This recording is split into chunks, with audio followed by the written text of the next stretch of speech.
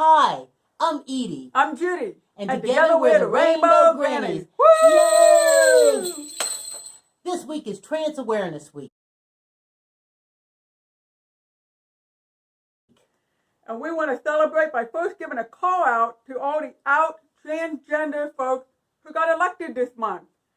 This is a shout out in Oklahoma State Legislator, Marie Turner. Yay! Marie Turner. Way to go, girl. Marie Turner, the first openly non-binary state lawmaker in the country. How about that? And then another shout out in Kansas. All right. The state of Kansas elected Stephanie Byers. All right, Stephanie. Woo! She's the first transgender person of color to be elected to a state legislature. And one more. In Delaware. Shout out to Delaware because they elected Sarah McBride. All right. Congratulations, Sarah. She's the first out transgender state senator. This is a biggie. This is a biggie. There've always been transgender folks elected to office, but they're out now. They're out, they're visible, out and proud. We also want to apologize if we missed anybody that didn't show up on the search. Right. And then in Pennsylvania, we got our own Dr. Rachel Levine. Woo!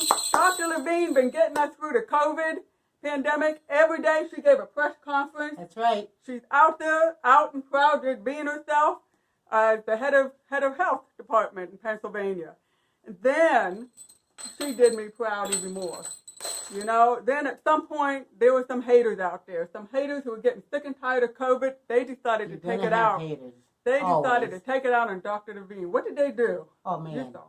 I saw the one where some imbecile got on Facebook and posted a picture of him dressed up like Dr. Levine and disrespected her like that and thought it was so funny. So what really throws it over the hill is the fact that this man is a restaurant owner.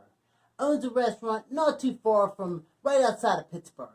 And I had been really wanting, I love to eat. Judy loves to eat. We love to eat. So before COVID came, this was a place that we were looking forward to going. I tried to get a ticket there because they had live entertainment before COVID, and we couldn't get in because they were already sold out. So I thought, well, when COVID's over, that's going to be one of the first places that we go to eat. No. That man got online, dressed up like Dr. Levine, and thought it was real funny that he would poke fun of a woman that's as distinguished as she is. How dare him? So you know what else I decided too? That I don't care how hungry I get. I will never, and I mean this with all my heart, never, ever eat a bite of food out of that man's restaurant ever. That's right. And then what Dr. Levine did, I'm telling you, she did us proud again. Dr. Levine, the next press conference she gave, she started out, pointed him out, shut him down, said this is mean, this is hateful, don't do this anymore, and then went on and gave a press conference. So she not only went up there to do her job at press conference to keep us all healthy during this pandemic, she would not let this guy slide. Yep. She's out, she's not worried about losing her job, and so she uses her position as best she can. And that shocked me. And I just give a little shout out to the state of Pennsylvania for electing her. And there she is. A role model to all of us. Right. Not just transgender people, not just gay people. A role model to every little girl and boy that one day wants to aspire to be somebody. Because honest to God, Dr. Levine is somebody. More respected than we could even imagine. Right. And so with all these other folks who are elected to office now who are out and transgender, it means that they're going to be starting to push legislation to make it easier for transgender folks to get the health coverage they need if they need surgery. They're going to get the publicity they need, of respected people. So people aren't going to be so afraid anymore because they're going to see state officials who are out and transgender. Right. Oh, okay. They're just normal people like everybody else. Is what these folks are going to say. So it's great. I was thinking about when I came out, I was about 18 or 19 years old. And I was in a lesbian bar where I got to know, some of the folks, just acquaintances from the bar. And there was one woman there, she was very tall and very beautiful. And she had her hair kind of parted this this unique way at the time. This is 1980. And over time, the bar shut down. I didn't see this person that much anymore.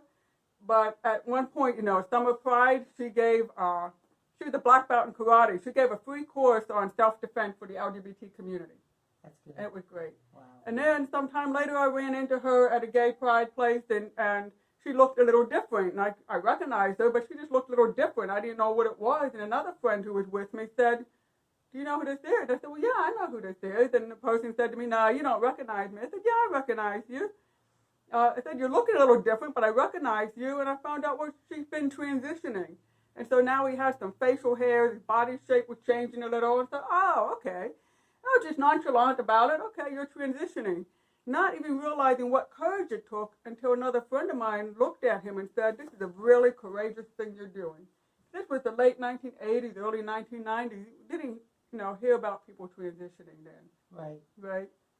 And then, I start getting emotional. This is somebody who I have such respect for because he's always been so kind, giving to the gay community. But I didn't really know him to talk a lot with him, right? But I saw him some years later, and he was with his wife. And his wife was a very talkative person. And she came to me and said, "Oh, I was hoping to meet some of his friends from way back when, and even folks who knew him before he transitioned." And I said, "Oh, yeah, he's always been respected in the community. He was always a role model for me."